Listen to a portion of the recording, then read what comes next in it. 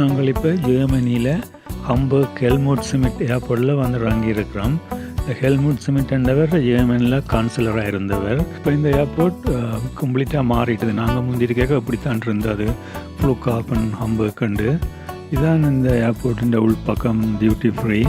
இதுக்களால் அப்படியே வெளியில் வந்து நீங்கள் அப்படியே பஸ்ஸு ட்ரெயின் எடுத்து போகலாம், அல்லது டாக்ஸி கார் ரெண்டலுக்கு போகலாம். இதில் வெல்கம் இன் ஹம்பர்க் அண்டு ஜெர்மனில் எழுதிட்டு வேறு நிறைய லாங்குவேஜ்லேயும் அதில் வெல்கம் எழுதியிருக்கணும்.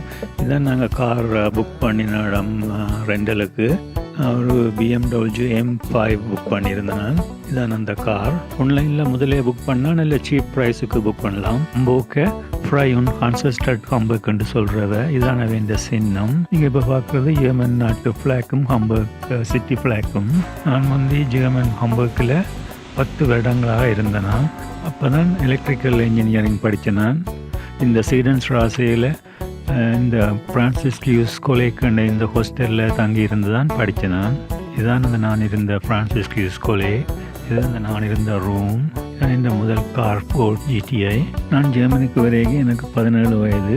இந்த கிளப் எக் ஃபேமிலி தான் எனக்கு ஃபுல்லாக ஹெல்ப் பண்ணி படிக்கிறதுக்கு எல்லாம் உதவி செய்தவை. எங்களோட வெட்டிங் ஹம்பர்க் ஜெர்மனியில் தான் நடந்தது. அதுக்கப்புறம் நாங்கள் கனடாக்கு மூவ் பண்ணிட்டோம். ஜெர்மனியில் அவுட்டோபானில் அன்லிமிட்டெட் ஸ்பீடில் கார் ஓடலாம். சில இடங்களில் எங்கே எப்படி சைன் போர்ட் இருக்கோ அங்கே நீங்கள் அன்லிமிட்டெட் ஸ்பீடில் போகலாம். நான் வந்து ஜெர்மனியில் இருக்க இந்த ஃபோர்ட் GTIயில் 255 km/h ஸ்பீடில் போயிருக்கிறேன். அதில் தான் திருப்பியும் ஸ்பீடாக ஓடுறதுக்காண்டி இந்த காரை ரெண்ட் பண்ணி ஹம்பர்க்கில் இருந்து பிரேமன் போனாங்க. இதுதான் அந்த ரூட். இதுதான் ஹம்பர்க் பிரேமன் அவுட்டோபான் ஆயன்ஸ். அதில் 95 km ஹம்பர்க்கில் இருந்து பிரேமன். இதுதான் இப்போ அந்த BMW. இது M5 டீசல் கார். அதனால் நல்ல ஸ்பீடாக ஓடுது. நான் வந்து டாப் ஸ்பீட் வந்து இதில் 219 km/h போனான். ஆனால் அதுக்கு மிஞ்சி போயிடாத லொக் பண்ணி வச்சுருந்தவ. மற்ற இதுக்கு ஹெட்ஸ்அப் டிஸ்பிளே இருந்தது. இதில் அந்த முன் கிளாஸில் தெரிகிறதான் அந்த ஹெட்ஸ்அப் டிஸ்பிளே உண்டு. இப்போ நாங்கள் பிரேமன் சிட்டிக்கு எக்ஸிட் ஹவுஸ் பாட்டுக்கு எடுத்து பிரேமன் சிட்டிக்கு போகிறோம். இதுதான் பிரேமன் சிட்டி ஹால், அதாவது ராத் ஹவுஸ். இது ஒரு வேர்ல்ட் ஹெரிட்டேஜ் சைட்.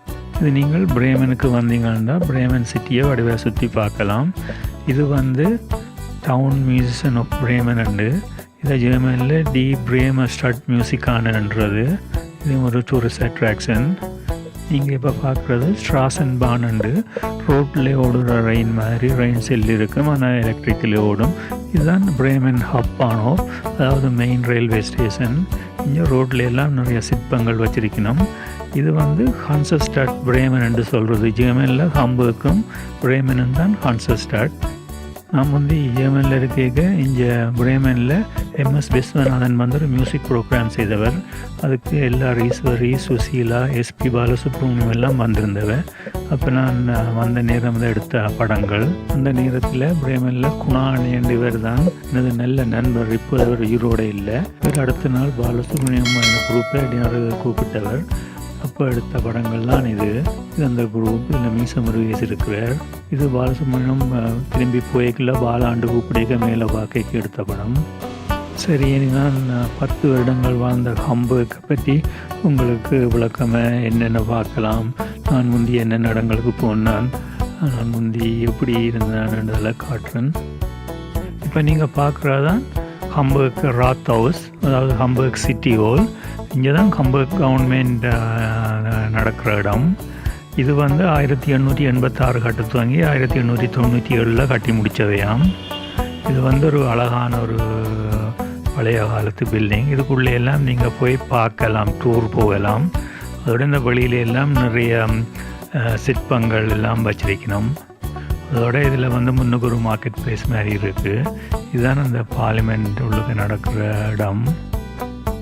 ஒரு அழகான ஒரு, உங்களுக்கு நேரம் இருந்தால் நீங்கள் உள்ளுக்க போய் டூர் போகலாம், உள்ளுக்க விடுவினோம்.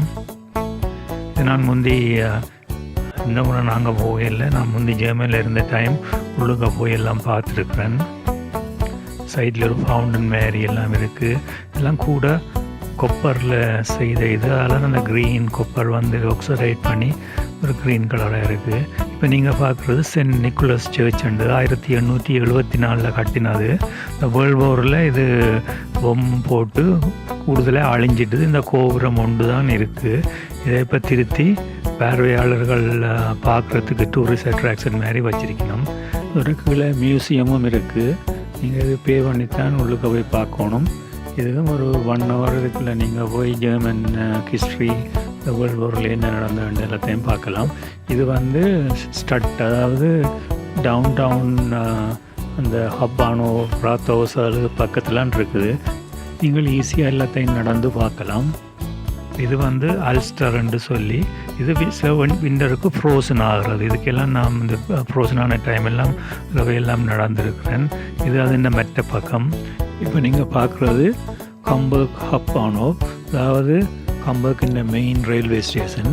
இங்கே இருந்து தான் எல்லா இடங்களுக்கும் ட்ரெயின் போகிறது. இது வந்து 1906 கட்டப்பட்டு ஓப்பனிங் செய்யப்பட்டதாம்.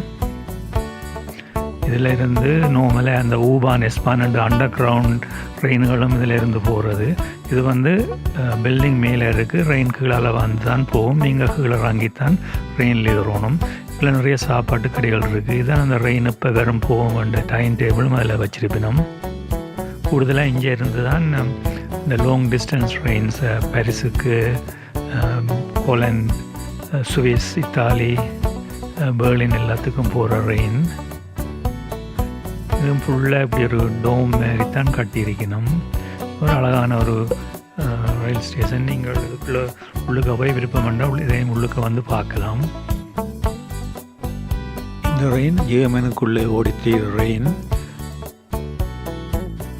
இதில் வர்றது intercity express and ICE bullet train மாதிரி. இது கூடுதலாக வேறு நாடுகளுக்கு, யூரோப்பியன் நாடுகளுக்கு போகிறது. இப்போ இதில் வர்றது வந்து ஹம்பர்க்கில் இருந்து பெர்லின் போய் ப்ராக் போகும், செக் ரிப்பப்ளிக். இதுதான் இந்த ஹம்பர்க் பானோவின் வெளிப்பக்கம். அதோட இந்த ஹம்பர்க்கில் பிங்கின்பேர்ட் என்ற இடத்துல ஏர்பஸின் பெரிய அசம்பிளி பிளான் இருக்குது. அது நீங்கள் போய் பார்க்கலாம். நீங்கள் பஸ்ஸில் போய் பிறகு போட்டில் கூட்டி கொண்டு போகணும். அதுக்கு வந்து 25 யூரோ ஒரு ஆளுக்கு எடுப்பினோம். இங்கே வந்து ஏர்பஸ் 380 செய்தவை இப்போ அது செய்கிறே இல்லை. இப்போ ஏர்பஸ் 318, 390, 321 செய்கிறவ இந்த பிளேனை இப்படித்தான் பீஸாக செய்து பிறகு இங்கே உணர்ந்து ஜாயின் பண்ணுறது.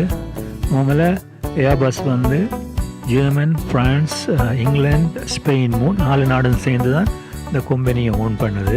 இது வந்து பலூகாண்டு. இதுதான் அந்த டிரான்ஸ்போர்ட் பிளான். இதுக்குள்ள தான் அந்த செய்த பிளேனை அரவாசியாக கொண்டு வந்து அப்புறம் இங்கே அசம்பிள் பண்ணுறவ. இதில் பார்த்தீங்கன்னா இந்த பிளேன் வந்து இப்படி முன்னுக்கு ஓப்பன் பண்ணும். அதுக்குள்ளாலே அந்த இதுதான் அந்த ஏர்பஸ் 320 பின்பக்கம் அரவாசி. அதேமாரி முன்பக்கமும் இப்படி வரும். இதில் பார்த்தீங்கன்னா அந்த வேறு இதுதான் முன்பக்கம்.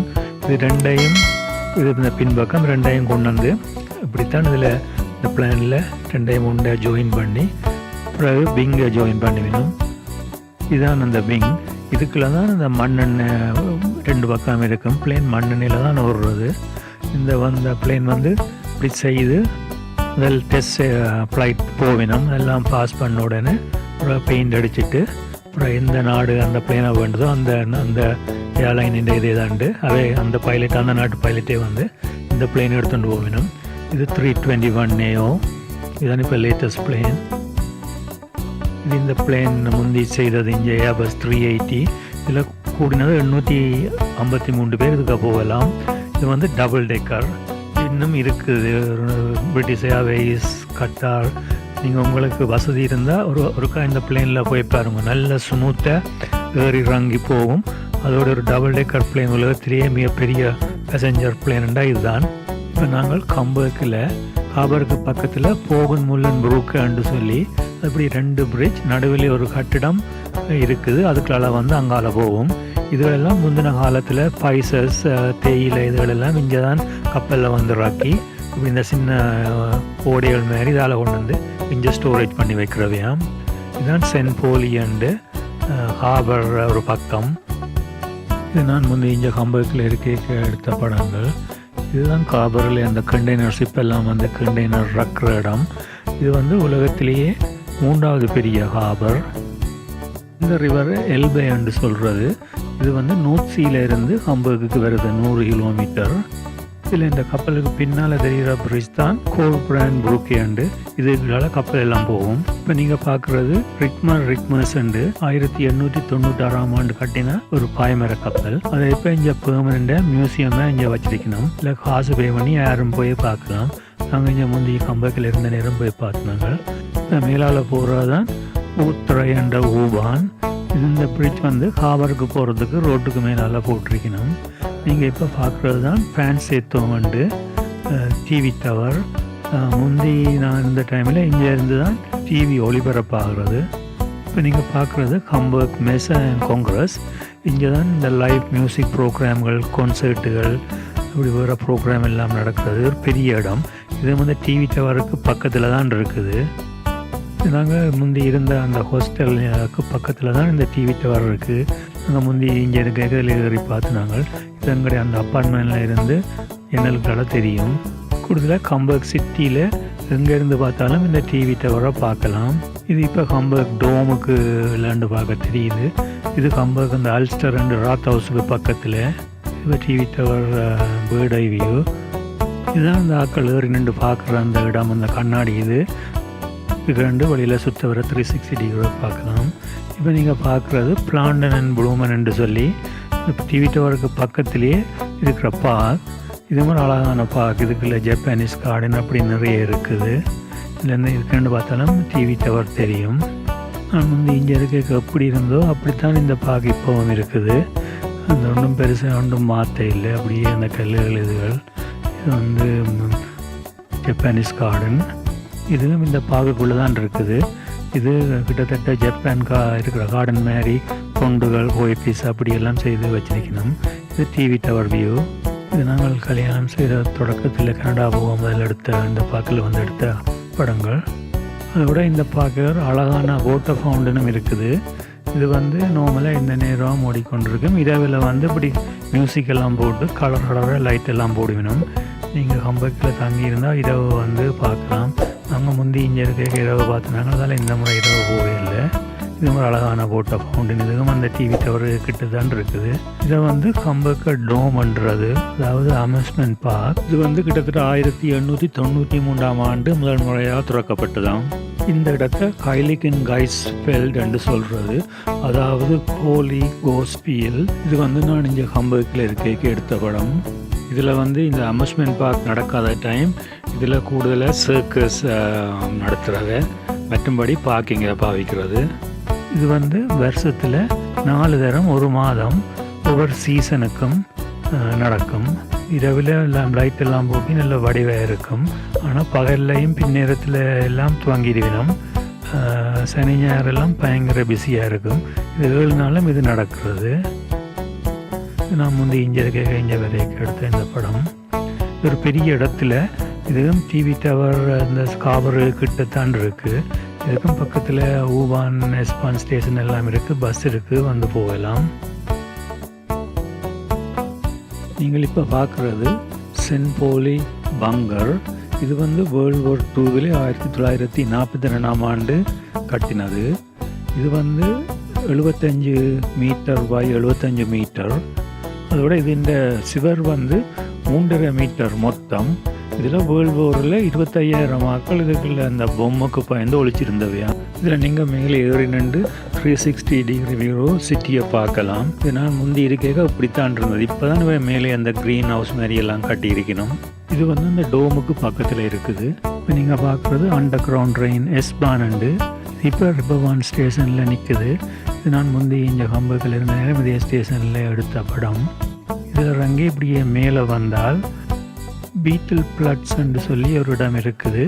இங்கே பீட்டில்ஸுன்ற உருவம் மாதிரி வச்சு அது இரவில் லைட் எல்லாம் போடுவினோம். இது ஏனென்றால் பீட்டில்ஸ் வந்து 1960 ஏப்ரல் 17ஆம் தேதி இந்த இந்திரா இந்த கிளப்பில் தான் இந்த கரியரை ஸ்டார்ட் பண்ணினவன். அவைக்கு ஒரு நாள் சம்பளம் வந்து 2.5 பவுண்ட்ஸ். அதோட இந்த கைசர் கேலர்லையும் இரவு பாடினவையாம். அதால் தான் இந்த இடத்த பீட்டில் பிளட்ஸ் அண்டு பேர் வச்சு பாடின பாட்டெல்லாம் இதில் பதிச்சு வச்சிருக்கணும். Hey you, here comes the sun, get back, Michelle, let it be, Penny Lane, இப்படி நிறைய பாட்டுகள் இங்கே பாடியிருக்கிறோம். இதுதான் ரிவர்பாண்ட் போலிட்ஸாய். இது எப்போ பார்த்தாலும் சனமாகத்தான் இருக்கும். இரவை அங்கே முந்தி இருக்க நிறைய டிஸ்கோ தேக்குகள் இங்கே இருந்தது. இந்த இடம் கிட்டத்தட்ட ஆம்ஸ்டர்டாம் மாதிரி தான் கூட. நைட் லைஃபுக்கு தான் இது ஃபேமஸ். இது பார்த்திங்கன்னா இந்த நெயோன் லைட், எல்இடி எல்லாம் போட்டு ஒரே கலர்ஃபுல்லாக இருக்கும். கூடுதலாக இங்கே ஹம்பர்க்கு டூரிஸ்டாக வரவே எப்படியும் இரவுக்கா இந்த இடமெல்லாம் பார்த்து தான் போகணும். உங்களுக்கு இந்த வீடியோ பிடிச்சிருந்தால் இந்த சேனலை சப்ஸ்கிரைப் செய்து பெல் பட்டனை அமர்த்தி லைக் பண்ணிங்கன்னா நாங்கள் போடுற வீடியோ எல்லாம் உங்களுக்கு உடனுக்குடன் நோட்டிஃபிகேஷன் வரும், நீங்களும் பார்க்கலாம்.